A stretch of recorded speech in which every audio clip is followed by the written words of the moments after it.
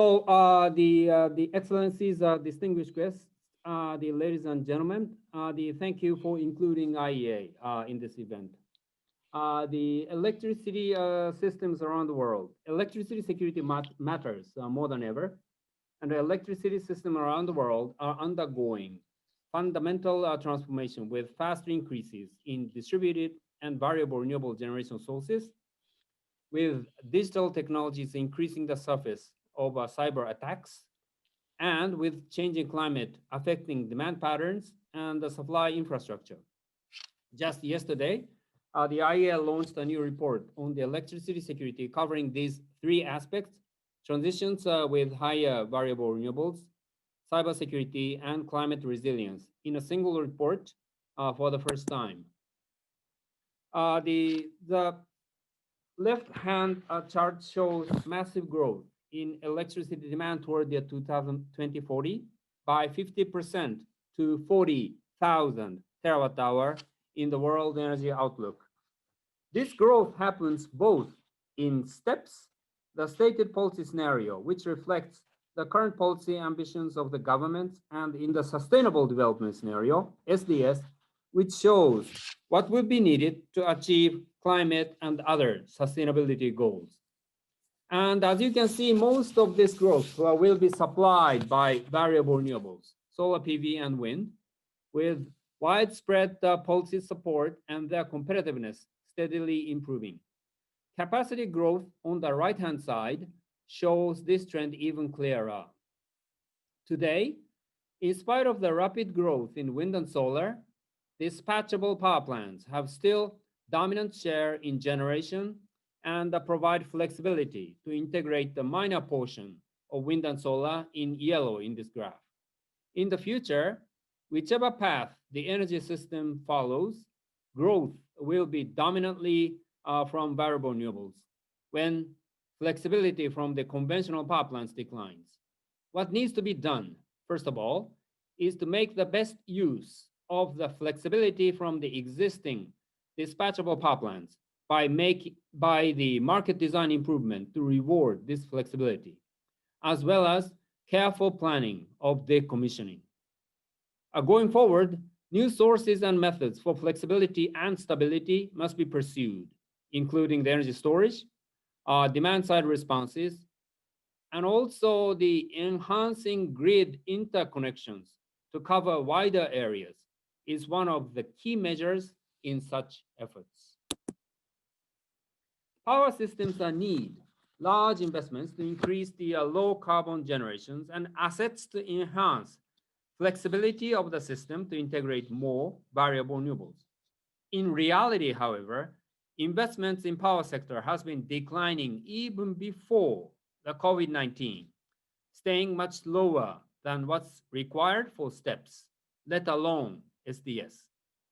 The chart on the right hand from the World Energy Investment Report 2020 shows significant declines in investments in grids, which is particularly worrying. The drastic growth in electricity needs and change in generation mix in the previous slide clearly shows the strong requirement for expanded, more robust, well-connected, and smarter grid networks. However, current investment trend is far lagging behind from it. This is from the IEA's World Energy Outlook 2020, which takes a close look at how grids are evolving to support the changing power systems. Over the next 10 years, required grid expansion totals 16 million kilometers in the steps, an increase of 80% compared with the past decade. This is mainly due to twice as much new wind and solar capacity added over the next decade as the last. For a sense of scale, 16 million kilometers of lines would circle the globe 400 times. However, the depressed revenues for the grid operators due to the pandemic are creating risks for timely investments. Some of the largest power systems in the world have seen significant reductions in these revenues in the first half of 2020. Revenue reductions have been recorded around the world. Reduced cash flow to grid operators would lead to difficult choices and could lead to delayed or inadequate investment, with significant implications for electricity security. If the situation persists, regulatory reform may be needed to ensure sufficient cash flow and timely grid investment. Thus, the southern Mediterranean region has not been immune to these issues. Minister Aziz Rabah of Morocco shared with the IEA the challenges that his country faces. In the worst month of this year, in April, demand had dropped by close to 15%, and in the first quarter, generation from the Morocco's hydro plants fell by more than one-fifth. We have heard similar strains in Egypt, where the year-on-year demand decreased by 10% at the height of the country's curfews and restrictions on movements. Here, the government has reacted by trying to stimulate consumption by putting a hold on its subsidy reform policy, which it has pursued rigorously in the recent years, reducing the prices for heavy industrial consumers. On the supply side, it has amended its net metering framework to put a cap on the amount private generators can produce. The IEA has continued to see economic and electricity security benefits of regional integration of power grids.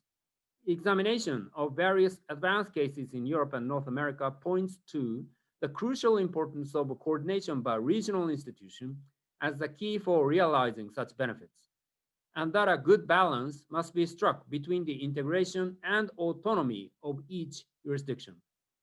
IEA is also working with regions like ASEAN on the power system integration to achieve integration of variable renewables and electricity security.